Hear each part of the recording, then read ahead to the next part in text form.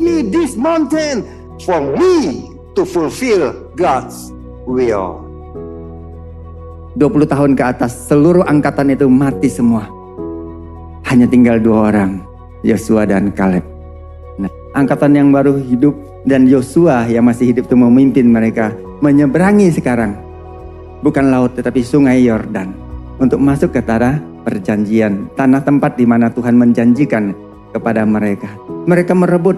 Kota yang pertama mereka rebut adalah Yeriko, kota Ai dan seterusnya. Tetapi saudaraku, mereka berhenti.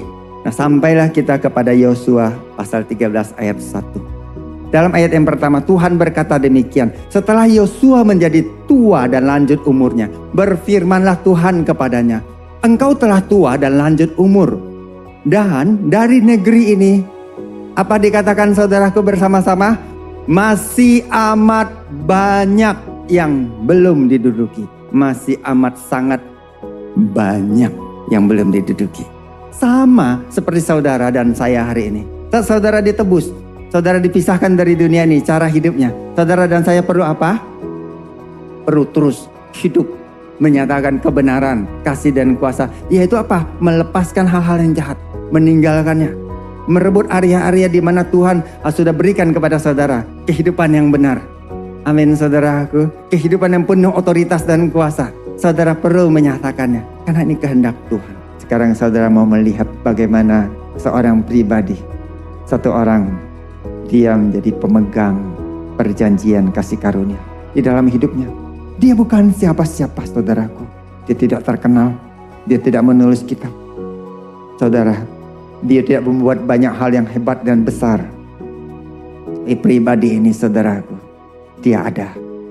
Bahkan kalau saudara membaca hati-hati, dia bukan dari keturunan Israel murni.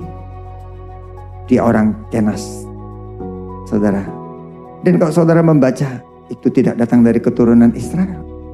Tapi Tuhan memakai hidupnya berbeda. Tuhan tidak membuat perbedaan saat seseorang memegang perjanjian kasih karunia. Dikatakan demikian oleh seorang yang bernama Kaleb kepada Yosua yang sedang memimpin sekarang. Ya saudaraku, ingat Kaleb bukan pemimpin dalam hal itu. Yosua yang ditunjuk Tuhan, yang diangkat Tuhan. Tapi dia datang, bukan komplain. Dia berkata seperti ini ayat 10. Sekarang sesungguhnya Tuhan telah memelihara hidupku seperti yang dijanjikannya. Kini sudah 45 tahun lamanya sejak diucapkan Tuhan firman itu kepada Musa. Dia sudah memegang janji itu 45 years, 45 tahun. Dan selama itu orang Israel mengembara berputar di padang gurun. Jadi sekarang telah berumur 85 tahun aku hari ini, kata Kaleb. Pada waktu ini aku masih sama kuat seperti pada waktu aku disuruh Musa 45 tahun silam. Amin. Seperti kekuatanku pada waktu itu, demikianlah kekuatanku sekarang untuk berperang dan untuk masuk dan untuk keluar. Saudara, untuk keluar masuk. Bagaimana seorang Kaleb yang turut di dalam masalah persoalan bangsa Israel karena mereka tidak percaya kepada janji Tuhan, mereka memberontak kepada Tuhan. 40 tahun berputar saudaraku, dan Kaleb ada di situ. Dan setelah 5 tahun masuk ke tanah Kanaan, janji Tuhan itu belum sampai kepada Kaleb.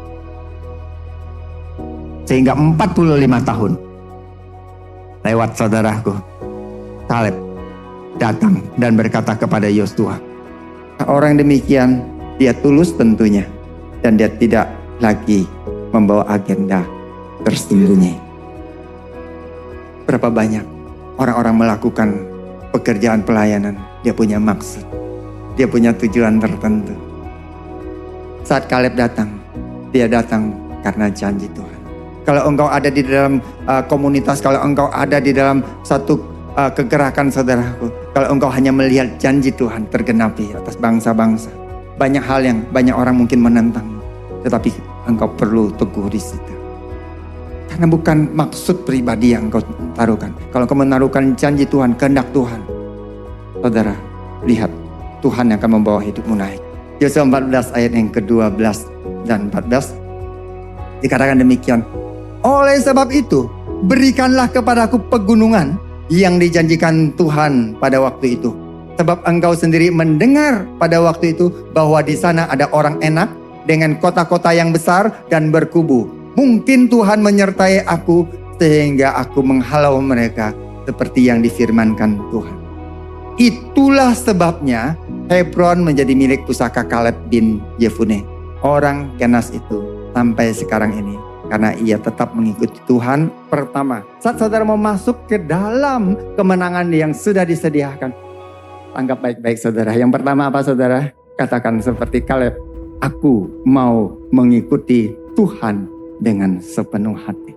Banyak orang tidak bisa hidup di dalam kemenangan. Kenapa? Karena setengah hati. Berapa banyak saudara mempercayai Yesus sepenuh hati? Saudara bisa melihat bahwa di dalam Yesus semua masalah, persoalan, kesusahan saudara sudah selesai. Pergumulan saudara sudah selesai. Tetapi saudara bilang ini begitu nyata. Ini ada dalam kehidupan saya. Ini anak saya seperti ini, persoalannya sangat menggusarkan. Sangat membuat saya malu, takut. Membuat saya kacau. Ingat saudara, itu hanya bayangan. Dia tidak bisa mengambil apa-apa dari hidupmu kalau engkau tidak memberikannya. Lihat Kaleb, dia tidak diam dalam pengertian tidur-tiduran.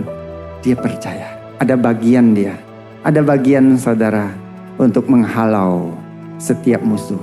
Tetapi harus melihatnya musuh itu sudah dikalahkan. Kaleb karena memegang janji, dia lihat raksasa-raksasa itu tidak ada artinya. Mereka itu roti, lehem. Karena 10 sahabatnya yang lain melihat mereka itu raksasa dan mereka belalang. Tetapi Kaleb berkata raksasa itu lehem. Dan yang menjagai mereka seperti bayangan. Yang berjaga-jaga buat raksasa ini, penunggunya itu hanya bayangan di dalam bahasa aslinya. Sel. Bisakah saudara melihat masalah persoalan hanya seperti bayangan? Saudara takut sama bayangan? Saudara takut sama singa? Saya percaya kalau singa, anjing galak, saudara takut. Tapi kalau sama bayangannya saja saudara takut gak? Tapi saat bayangannya mencaplok saudara? Tidak. Saudara perlu melihatnya demikian. Persoalan yang mendatangi hidupmu, saudaraku, masalah yang sedang engkau hadapi hanya bayangan di dalam Tuhan. Amin. Mengikuti Tuhan dengan sepenuh hati membuat saudara bisa melihat jauh lebih jelas saudaraku. Jauh lebih nyata, jauh lebih mudah. Tapi ambil perjalanan ini berdasarkan janji Tuhan, bukan berdasarkan apa yang saudara mampu, bisa, atau biasa melakukannya. Kaleb ini datang, dia bukan minta tempat yang biasa, dia bukan minta daerah yang sudah biasa-biasa saja, tapi dia minta khusus pegunungan itu. Di mana ada raksasa-raksasanya, di mana 45 tahun yang lalu bangsa Israel memberontak terhadap Tuhan karena takut, karena gemetar sama itu. Sekarang dia berkata, berikan itu kepada. Mengapa Kaleb berani? Karena Kaleb hidup di dalam perjanjian kasih karunia. Dia memegang janji. Sahabatku, saudaraku dalam Tuhan, kalau engkau memegang janji, kalau engkau punya janji, engkau akan melihat banyak hal yang orang takuti di engkau biasa saja. Engkau akan melihat banyak kemustahilan yang orang berkata tidak mungkin. Tetapi di dalam Tuhan engkau melihat itu sangat mungkin. Janji Tuhan. Janji Tuhan yang membuat hidupmu berbeda. Banyak orang melihat pernikahan sudah diambang kehancuran. Tapi di dalam janji Tuhan justru menjadi titik balik. Itu menjadi pulih. Menarik, hidup di dalam perjanjian kasih karunia menjadikan saudara seperti ini. Kaleb datang. Berikan aku gunung itu. Kenapa? Dia meminta gunung. Untuk apa? Karena dia adalah penakluk gunung. Saya ulangi. Hidup di dalam perjanjian kasih karunia menjadikan engkau, saudaraku, seorang penakluk gunung kemustahilan. Engkau menjadi penakluk gunung yang sejati di dalam Tuhan. Gunung itu berbicara masalah persoalan dalam hidupmu. Gunung itu berbicara setiap kemustahilan, setiap tembok penghalang, setiap kejahatan yang musuh sudah taruhkan. Engkau akan menaklukkan setiap gunung-gunung ini. Kalau engkau memegang perjanjian kasih karunia. Amin saudaraku. Sehingga orang yang demikian lihat dia menerobos setiap kemustahilan. Kemustahilan yang paling mustahil mendatangi orang-orang yang memakan manusia. Mengumpankan diri. Tetapi itu tidak ada artinya. Karena janji Tuhan. Gunung batasan. Setiap batasan-batasan manusia. Aturan-aturan yang membuat orang tidak mengenal Tuhan. Yang membatasi orang untuk tidak bisa mengenal Tuhan. Engkau membawa setiap gunung-gunung itu runtuh. Janganlah takut. Karena janji Tuhan buat hidupmu. Tuhan yang mati buat mereka. Bukan saudara. Tuhan sudah menyelesaikannya. Engkau cuma perlu mendatanginya. Tidak ada korban di pihakmu. Amin saudaraku. Nah sekarang.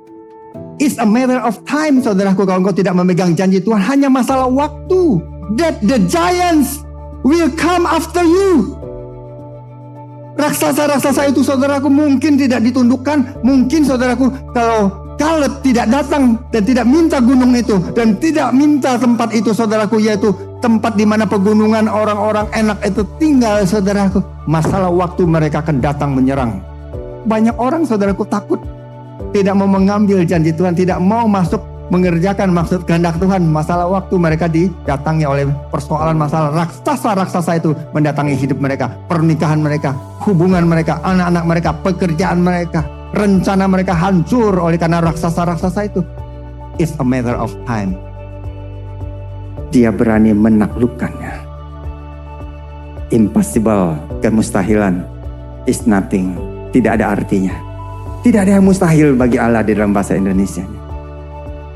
Saya mau tanya saudara, berapa lama engkau memegang janji Tuhan? Hari inilah engkau mendengar 45 tahun seorang hamba Tuhan memegangnya. Dan dia tidak jadi apa-apa. Tetapi dia tetap teguh. Dan dia memelihara. Lebih tepatnya dipelihara kekuatannya. Janji Tuhan itu ya saudaraku ya. Janji Tuhan itu ya. Tidak lekang oleh waktu. Janji siapa yang saudara pegang? Apakah engkau masih sama kuat? Fisik, mental, kepercayaanmu. Makanya saudara, kalau engkau memegang janji Tuhan, Kaleb dipelihara kekuatannya. Orang-orang muda ya mulai bangun hidupmu dengan mempercayai janji Tuhan. Janji Tuhan itu dipegang. Ternyata saudaraku, bangsa itu berputar di padang gurun. Tidak membuat Kaleb, seorang yang bernama Kaleb itu saudaraku runtuh. Dia hold on God's promises. Dia memegang janji-janji Tuhan. Apakah engkau masih teguh hari ini memegang janji Tuhan? Tidak ada saudaraku alasan apapun untuk engkau menggenapi maksud Tuhan. Saudara, there is not a single excuse for you to not fulfill God's will. Tidak ada excuse. Tidak ada. Bisa jadi karena posisi. Ada orang minta excuse, minta alasan, menjadikannya alasan saudaraku. Aku bukan di posisi itu. Kaleb tidak ada posisi saudaraku. Aku tidak punya jabatan. Sama dong sama Kaleb. Sama saudaraku. Ini bukan tentang posisi dan jabatan. Kemampuan saudaraku. Wah, ada orang yang punya kemampuan. Itu bukan alasan karena kekuatan, bukan dari lahiriah. Tetapi orang yang memegang janji Tuhan ya saudara ya. Kalau engkau pegang janji Tuhan, engkau mau mengambil peran. Engkau mau hadir, engkau mau terlibat, engkau mau bersama-sama. Kaleb tidak lari jalan sendirian karena bangsa itu memberontak. Dia tetap ada bersama-sama. Sebagai umat Tuhan, sebagai umat perjanjian. Kalau saudara percaya, saudara jemaat di mana engkau berada adalah jemaat yang Tuhan bawa masuk ke dalam penggenapan maksud Tuhan. Jadi saya tidak hanya berbicara kepada satu tempat. Ini kebenaran firman Tuhan saudaraku. Jadi bukan masalah tempat, bukan masalah saudaraku engkau ditaruhkan di posisi apa. Asal ada maksud Tuhan digenapi. Kalau engkau melihat memang arahnya untuk menggenapi maksud Tuhan, yaitu membawa manusia untuk mengenal Dia, saudaraku, dan engkau ambil peran. Kau pegang janji Tuhan, saudara tidak akan pikun. Saudara tidak akan terus, saudaraku, hidup berputar, terjerat dengan segala hutang. Kalau saudara pegang janji Tuhan, saudara melihat bagaimana Tuhan mengangkat hidup. Dia datang bukan menagih janji manusia. Dia datang untuk meminta janji Tuhan terjadi dalam kehidupannya. Berikanlah kepadaku pegunungan di mana raksasa tinggal di situ. Dia bukan minta yang mudah. Dia minta hanya janji Tuhan. Kalau janji Tuhan itu mudah, puji Tuhan. Tapi kalau janji Tuhan itu tidak masuk akal, puji Tuhan. Di situ kau akan melihat kuasa pekerjaan Tuhan terjadi. Bukan untuk kesombongan, tetapi untuk penggenapan janji Tuhan. Untuk maksud Tuhan terjadi, bukan untuk gagah-gagahan. Banyak orang, saudaraku, menghindari yang terlihat sukar, yang terlihat sulit, menghindari apa yang rumit. Jumpa orang, menolong hidup orang, personal, membawa hidup dia untuk mengenal Tuhan sampai jadi, saudaraku, itu dihindarkan. Banyak pilihan yang lebih baik secara lahiriah. Tetapi kalau berkaitan dengan janji Tuhan, kalau itu adalah raksasa, karena itu adalah penolakan orang, kalau itu setelah bertahun-tahun orang juga tidak mengenal hati dan mengenal hatimu, atau lebih tepatnya saat saya mengerjakan dia tidak mengenal hati saya, tidak masalah, saudaraku, karena ini hanya berkaitan dengan janji Tuhan digenapi. Kalau engkau dapat maksudnya, pengertiannya, engkau tidak akan takut. Tetapi bagi seorang yang memegang janji Tuhan, dia tidak memakai kesempatan untuk mencari tempat yang lebih aman, tempat yang lebih baik. Dia hanya memegang janji Tuhan. Kalau Tuhan berkata, tempat yang kamu injak pas waktu dia bukan visit, saudaraku, menjadi pengintai, dia injak tempat itu, saudaraku, dan dia memotong, saudaraku, satu tandan anggur yang begitu besar, dan mereka memikulnya. Dan di tempat itu Musa berkata, tempat yang kau injakkan kaki akan diberikan kepadamu. Di situ dia memegang janji Tuhan. Apa yang kau dapatkan di dalam Tuhan selama tahun-tahun hidupmu? Selama tahun-tahun hidupmu, apa yang kau pegang janji Tuhan itu? Janji mana yang kau pegang? Ambil itu. Bukan berdasarkan mudah atau tidak, tapi berdasarkan janji Tuhan. Kaleb bukan kekurangan masalah, sehingga dia minta masalah, tetapi dia percaya kepada janji Tuhan. Karena dia tahu di situ ada penggenapan janji Tuhan. Memegang perjanjian Tuhan. Hidup dalam perjanjian kasih karunia menjadikan saudara semakin hari semakin kuat. Bukan hanya secara fisik, tetapi di dalam iman. Amin. Iman saudara ditumbuhkan. Iman saudara bukannya stuck. Iman saudara tidak dibatasi usia. Salah, saudara, kalau ada orang membatasi imannya berdasarkan usia. Tidak. Mana bisa usia membatasi iman? Yang membatasi adalah saudara. Pengertian saudara yang membatasi iman saudara. Saudara, kalau engkau mau tidak terbatasi oleh hal-hal lahiriah, oleh kelemahan, oleh sakit penyakit, oleh kabar-kabar, oleh kondisi yang mendatangi, ya saudaraku, walaupun itu sangat real secara lahiriah, kalau engkau menghadirkan Tuhan di dalam setiap sesi kehidupanmu, kau akan melihat kegairahan. Banyak saudaraku, karena apa? Karena keluarga tidak memegang janji Tuhan, sehingga pemberontakan, masalah, persoalan keluarga itu tidak kunjung habis. Tetapi orang yang memegang janji Tuhan, orang yang memegang janji Tuhan, saudaraku, engkau akan melihat anak-anaknya, keturunannya mempunyai janji, menerima janji, dan hidup di dalam janji. Hidup bahkan di tempat, saudaraku, di mana mereka tidak mengusahakannya, karena orang tuanya sudah memegang janji Tuhan dan terus di situ, dan mereka meneruskannya. Mereka tidak perlu berperang lagi. Nah, kenapa banyak keluarga minta anaknya berperang, saudaraku, yang habis-habisan? Dulu prinsip orang tua, banyak anak banyak rezeki. Maksudnya mereka produksi anak, nanti anaknya berperang untuk mereka. Misalnya rezekinya datang dari anak-anak. Di dalam Tuhan, orang tua memegang janji Tuhan, hidup dalam kebenaran, sehingga anak-anaknya menjadi pewaris iman mereka. Nah, sehingga kita bukan jadi orang tua yang menuntut, tapi orang tua yang mewariskan iman. Amin, saudaraku. Wow, kasih karunia, saudaraku. Makanya orang yang memegang janji Tuhan, saya percaya, saudaraku, anak-anaknya bisa hidup di dalam kerelaan, ketaatan Apa yang menjadi rahasia Kaleb?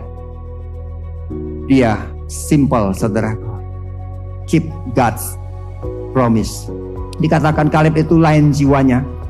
Ya, itu Tuhan yang berkata, ia mengikut aku, kata Tuhan, dengan sepenuhnya. Dan dia akan aku bawa masuk ke negeri yang telah dimasukinya itu. Dan keturunannya akan memilikinya. Ini janji perkataan Tuhan. Persis seperti yang tadi kita baca di Yosua. Pasal ke-15 sudah diberikan kepada dia. Kenapa saudaraku? Karena di dalam bahasa Inggris dikatakan, ya, hambaku Kaleb itu, dia punya roh yang lain. Roh apa yang lain saudaraku? Bisa pasti bukan roh jahat, roh Allah. Oh, yang dia tangkap, yang menyertai hidupnya. Ini artinya saudaraku, dia berbeda dengan orang-orang sebangsanya. Bukan posisinya, bukan kehebatan, bukan pencapaian, tetapi cara dia melihat hidup ini berbeda. Cara dia memandangnya berbeda. Dia memandangnya berdasarkan Tuhan memandangnya. Dia melakukannya berdasarkan apa yang Tuhan suruhkan.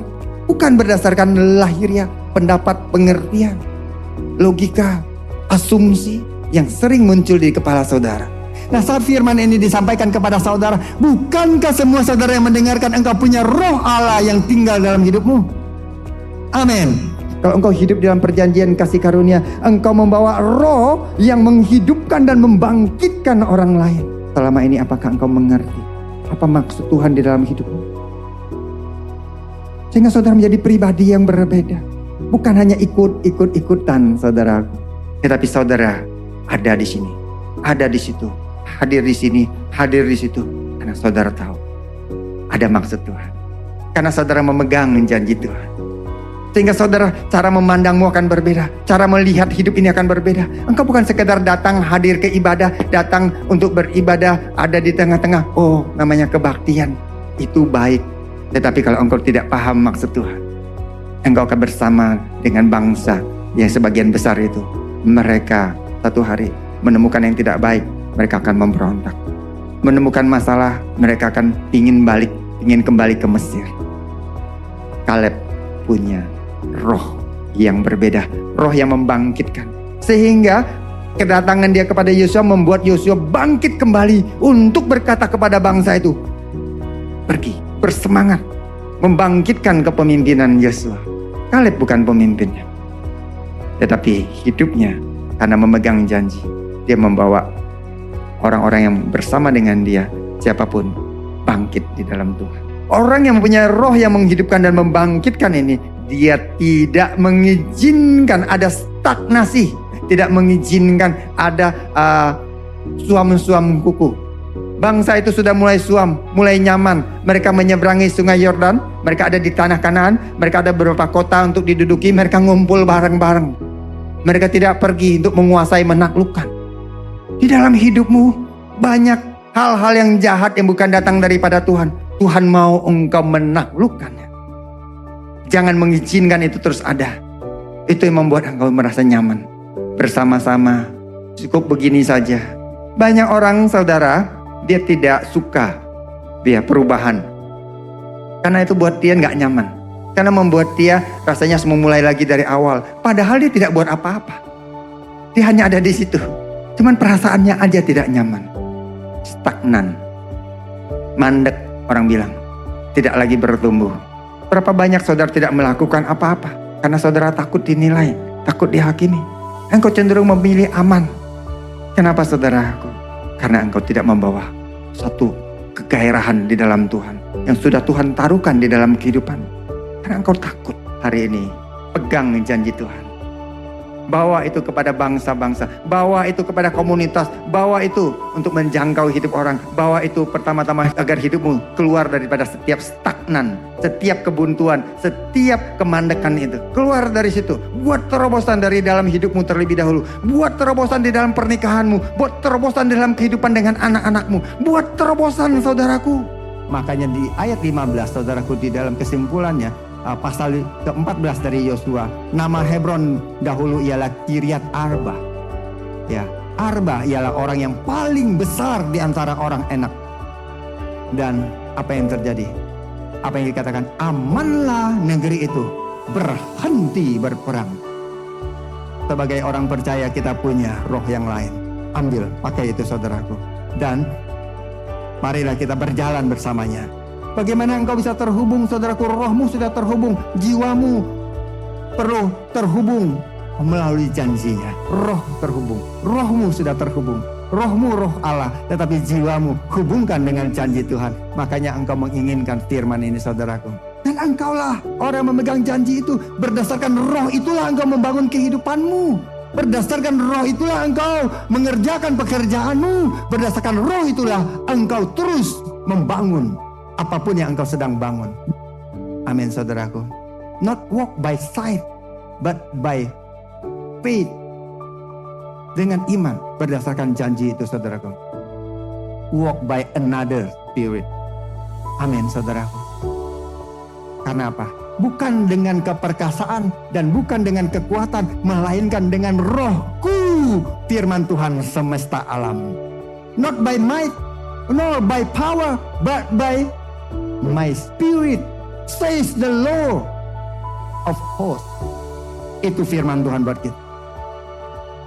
Amin saudaraku. Jadi roh Tuhan, engkau memegang janji Tuhan dan engkau masuk mengizinkan hidupmu berjalan di dalamnya. Walk by spirit, another spirit. Roh yang lain menguasai hidupmu adalah roh Allah. Tuhan mau berikan kepada kita multiplikasi by the spirit, by his spirit, not by our mind. Bukan dengan kekuatan kita. Engkau tidak perlu mengandalkan kekuatan ataupun cari alasan segala hal-hal lain, mencari perenungan-perenungan, melainkan terus mempercayai roh yang sanggup membangkitkan kekuatan. Untuk apa saudaraku? Untuk menaklukkan setiap raksasa kemustahilan. Sekali lagi, apa yang menjadi raksasa di dalam hidupmu?